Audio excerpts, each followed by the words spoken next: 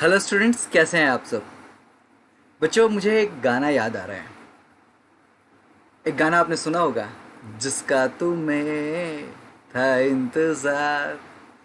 तो बच्चों, इस घड़ी का बहुत ही सारे सीबीएसई बच्चों का इंतज़ार था कि कब गवर्नमेंट डिसाइड करे कि एग्ज़ाम होने वाला है या एग्ज़ाम कैंसिल हो जाएगा। क्योंकि ये बच्चों काफ़ी दिनों से ये कहीं ना कहीं सारे सीबीएसई के बच्चों के ऊपर एक प्रेशर बना हुआ था। और मैं ये सिर्फ सीबीएसई बच्चों के लिए नहीं बोल रहा हूँ, ये सारे बोर्ड्स की बात मैं कर रहा हूँ। तो ये हर एक बच्चे के दिमाग में प्रेशर बना हुआ था कि मैं एंट्रेंस की एग्जामिनेशन की तैयारी करूँ, कि मैं सीबीएसई बोर्ड की तैयारी करूँ, या मैं पहले अपनी बोर्ड की तैयारी करूँ, या एंट्रेंस एग्जामिनेशन की तैयारी करूँ। तो बच्चों, आज हमारे प्राइम मिनिस्टर खुद अनाउंस किया उन्होंने कि हमारी जो सीबीएसई के एग्ज़ाम्स हैं वो कैंसिल होने वाली हैं। तो बच्चों, अब इस चीज़ से आप बहुत ही ज़्यादा खुश मत होइएगा, क्योंकि ये सिर्फ एग्ज़ाम कैंसिल हुआ है सीबीएसई का। इसका मतलब ये नहीं है कि नीट और जेई के एग्ज़ामिनेशन कैंसिल हुए हैं। मतलब नीट और जेई के एग्ज़ाम एज इट इज़ होने वाले हैं। और यहाँ नहीं, ये सिर्फ और सिर्फ मैं नीट और जेई की ही बात नहीं कर रहा हूँ। हमारे महाराष्ट्र बोर्ड की अगर हम बात करते हैं तो वहाँ पे सीईटी एग्जामिनेशन होता है। तो डिफरेंट स्टेट्स के अंदर खुद के सीईटी एग्जामिनेशंस होते हैं।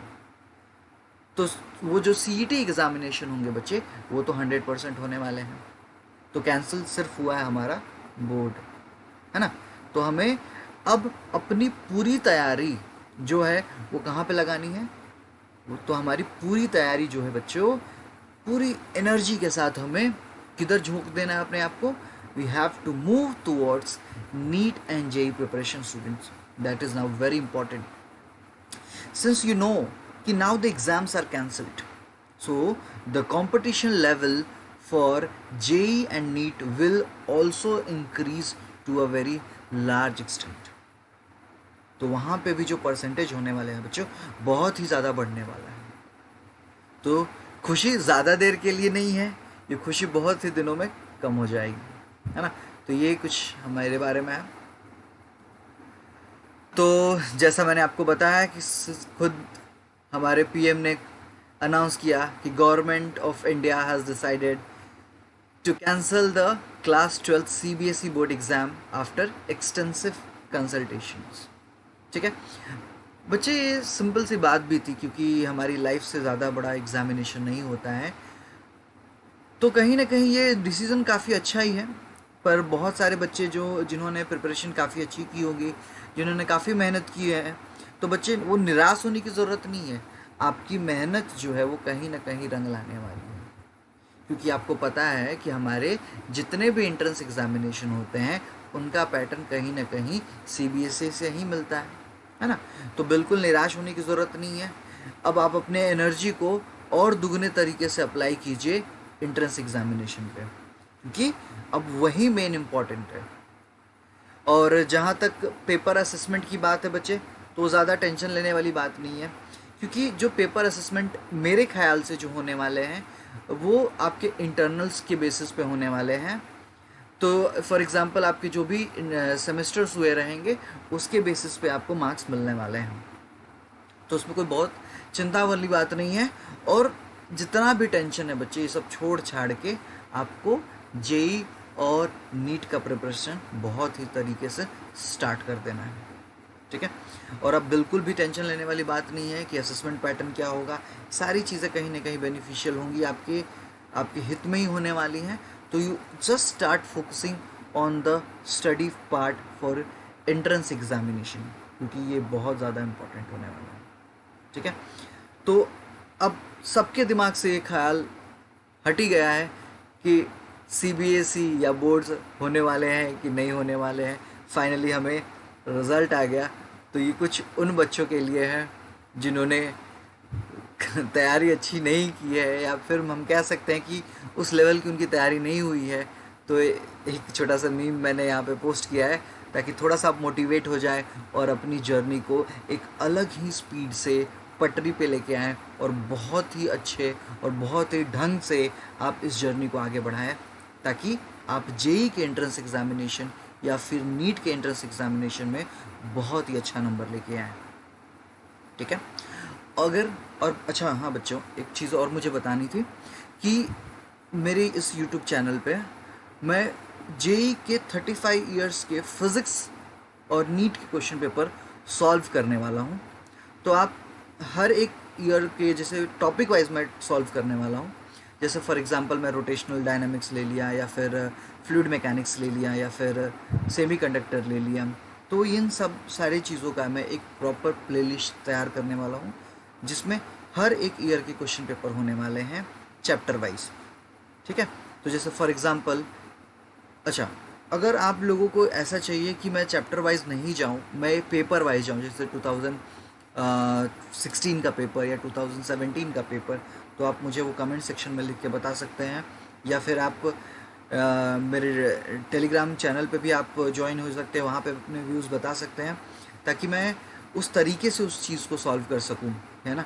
या क्योंकि बहुत सारे बच्चों का ये रहता है कि सर, बहुत सारे मैसेजेस भी मुझे आ रहे हैं, तो वहाँ मुझे पता चल रहा है कि बच्चों को चाहिए कि वो टॉपिक वाइज मैं क्वेश्चंस कराऊँ।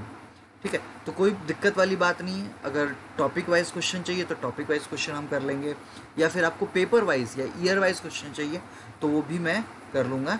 तो आप मेरे टेलीग्राम लिंक ज्वाइन कर लीजिए, जो कि डिस्क्रिप्शन में मैं दे दूँगा। तो वहाँ पे वो इसलिए मैं बोल रहा हूँ क्योंकि जो भी नोट्स होंगे, जो भी रिटन नोट्स होंगे, जो कि मैं पीपीटी पर पढ़ाऊँगा, या जो क्वेश्चन पेपर्स होंगे, वो मैं उस ग्रुप में पोस्ट कर दूँगा। और उस ग्रुप के अंदर और भी बहुत सारे जेई के रिलेटेड मटेरियल या फिर नीट के रिलेटेड मटेरियल है, जो कि फ्री ऑफ कॉस्ट अवेलेबल है, आप वहाँ से यूज़ कर सकते हैं, है ना। तो मुझे, मेरा मेन यही एम है कि ज़्यादा से ज़्यादा इस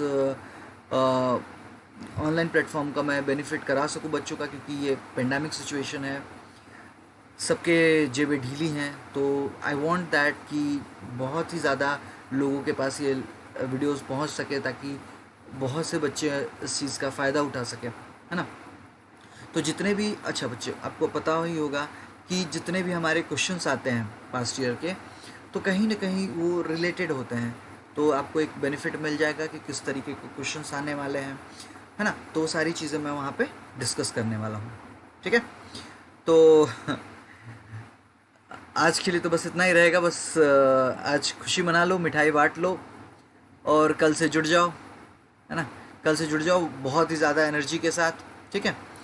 और एक चीज़ और बताना चाहता हूँ बच्चों, एक छोटा सा एक सजेशन है मेरा आपके लिए, कि कुछ बच्चे जैसे जैसे बहुत आलसीगिरी करते हैं कि भाई मैं कल पढ़ लूँगा, परसों पढ़ लूँगा, नरसों पढ़ लूँगा, मैं सुबह उठ के पढ़ लूँगा, या शाम को मैं पढ़ लूँगा। तो बच्चे वैसा आप ना करें। एक छोटा सा मैं एग्जांपल आपको बता देता हूँ बच्चे। कुछ बच्चों का ये एक डाउट रहता है कि सर, हमारी नींद जो होती है सुबह खुलती नहीं है, हम अलार्म लगाते हैं फिर सो जाते हैं, है ना। तो बच्चों, उस केस में आप क्या करो, एक सिंपल सा ट्रिक आपको मैं बताता हूँ। ये है थोड़ा सा अजीब ट्रिक, बट बहुत ही फ़ायदेमंद होगा। आप एक काम करिए, आप अपने मम्मी से 10 रुपये ले लीजिए। ठीक है। आप सुबह 4 बजे का अलार्म लगाइए या 5 बजे का अलार्म लगाइए। ठीक है। आप आपकी आदत रहेगी पहले कि जैसे आप अलार्म लगाएंगे, अलार्म बजेगी 5 बजे, आप उसको बंद करके फिर सो जाएंगे। ठीक है, कोई बात नहीं, आप बिल्कुल चिंता नहीं करिए। आप उठिए, 8 बजे उठिए। पर जैसे ही आप 8 बजे उठो, मुँह हाथ धो, उसके बाद जो आपको 10 रुपीज़ मिले रहते हैं उसको फाड़ दो। उसको सिंपल फाड़ के अपने टेबल के ऊपर रख दो, सिंपल। दूसरे दिन आप सो जाओ। ठीक है। अलार्म लगाओ, दूसरे दिन भी हो सकती है कि नींद ना खुले, कोई दिक्कत नहीं। वापस से आपके पास 10 रुपये हैं, उसको लो, फाड़ लो। तीसरे दिन करो, चौथे दिन करो, 5वें दिन से ये बात मेरी मान लो कि आपको जब वो नोट फाड़ने वो फटा हुआ नोट जब दिखाई देगा आपको, तो ऑटोमेटिकली आपकी नींद खुद ब खुद खुलने लगेगी बच्चे। ठीक है। तो एक सिंपल सा ट्रिक है, आप इसको अप्लाई कीजिए। और मैं तो कहूँगा इसको अप्लाई करने की ज़रूरत ही नहीं है, आपके खुद ही बहुत मैच्योर हैं, तो आप खुद उठ सकते हैं, पढ़ाई कर सकते हैं, और बहुत ही अच्छा नंबर स्कोर कर सकते हैं। ठीक है। कुछ भी फिज़िक्स से रिलेटेड डाउट है तो आप हमारे कमेंट सेक्शन में जाके पोस्ट कर सकते हैं। टेलीग्राम चैनल का लिंक मैं दे दूंगा, उसमें जाके आप कमेंट कर सकते हैं। कोई चैप्टर चाहिए, अगर किसी चैप्टर का एक्सप्लेनेशन चाहिए तो भी मैं बहुत ही अच्छे से करा दूंगा, कोई दिक्कत वाली बात नहीं है। ठीक है। तो चलो बच्चों, खुश रहो, आबाद रहो, मज़े करो, आज मिठाइयाँ बांट लो, लेकिन कल से पढ़ाई करो with more energy and let's rock it. Bye bye.